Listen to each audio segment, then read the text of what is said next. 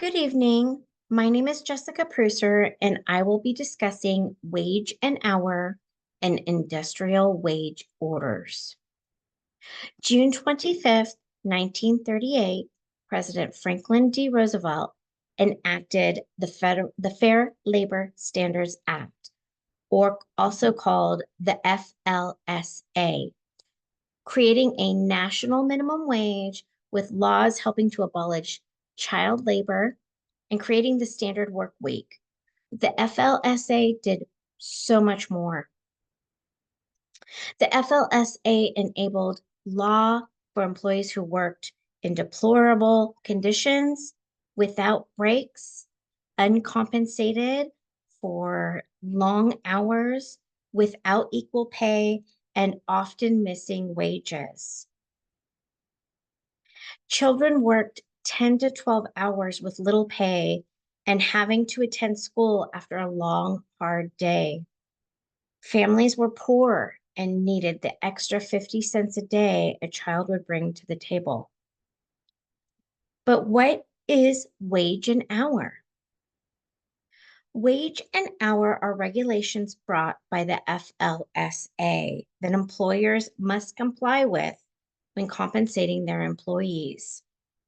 Employers must adhere to minimum wage set by the federal FLSA, overtime pay, which should be 1.5 times regular hourly rate, for time over 40 hours in a work week or after 8 hours in a work day. And record keeping is also required. Hours worked, wages, paid time off, and deductions like medical, taxes, and retirement should be provided with easy access for the employee and kept current.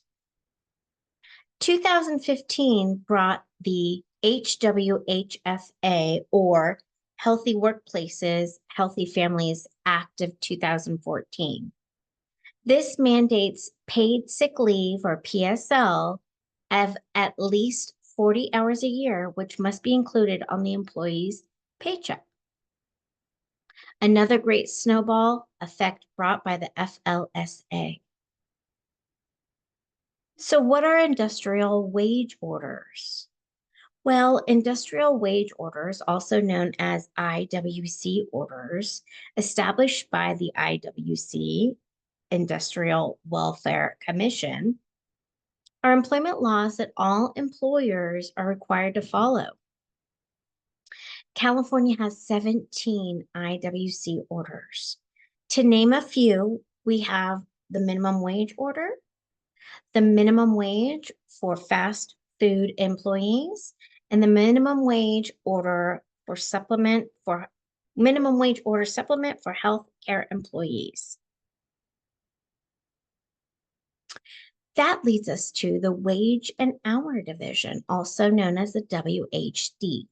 The WHD enforces labor laws on a federal level, investigates complaints, utilizes WHIS ARD, also known as the Wage and Hour Investigative Support and Reporting Database, which manages and tracks complaints, investigations, and reports what they found. The CDIR, also known as California Department of Industrial Relations, enforces laws on a state level and works in tandem with the WHD. The WHD also provides compliance resources like fact sheets and employment posters, which you would find in your break room. WHD protects workers, giving information on PPE, or personal protective equipment, safety training, whistleblower protections, protection from discrimination, and safe working conditions. Leading us to the U.S. Department of Labor, also known as the DOL. The DOL also protects workers' rights, right to minimum wage, overtime, and free from child labor, occupational safety and health, also known as OSHA or Cal OSHA in California, which is the Occupational Health and Safety Administration. OSHA ensures safe working conditions, sets standards for PPEs or personal protective equipment, and conducts investigations for on-site complaints, working with the DOL, providing training, programs, resources, and hazards. OSHA communicates with employers and workers and their rights, helping with reporting injuries and illnesses, safe work practices, and work hazards. The DOL also works with unemployment benefits or unemployment insurance, which is a state and federal program. This provides temporary financial assistance to the unemployed workers who must be qualified. EDD or Employment Development Department is a California program which oversees unemployment insurance benefits. And lastly, we have retirement benefits protection, which is another branch on the U.S. Department of Labor. There are two acts that work in tandem. One, ERISA, which is Employee Retirement and Income Security Act, sets minimum standards for the private sector, and also EBSA, which is Employee Benefits Security Administration. Both items are set up for fair treatment in regards to retirement benefits, fair treatment in proper planning and access, and then also a retirement security rule, which the DOL had recently redefined. Investment advice fiduciary under ERISA. Financial professionals must provide impartial advice with the investor's interests being the primary goal.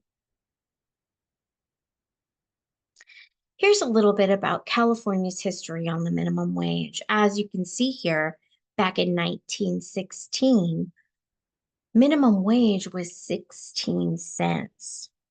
It has increased over the years, and currently we are at the $16.50 here in California, with federal being way back at $7.25. 2024 brought the California fast food workers a $20 minimum wage. This was effective April 1st, 2024. Now, this law has brought on many skeptics. Companies letting go of workers, operating on small crews, and the statistics are, well, they're still in the work. The data is not there yet, whether or not this was the right thing. To recap, FLSA has brought us so much farther in the future, but we've still got a little bit more to go. Federal minimum wage needs to come up some. And without FLSA, where would we be? Thank you and have a wonderful evening.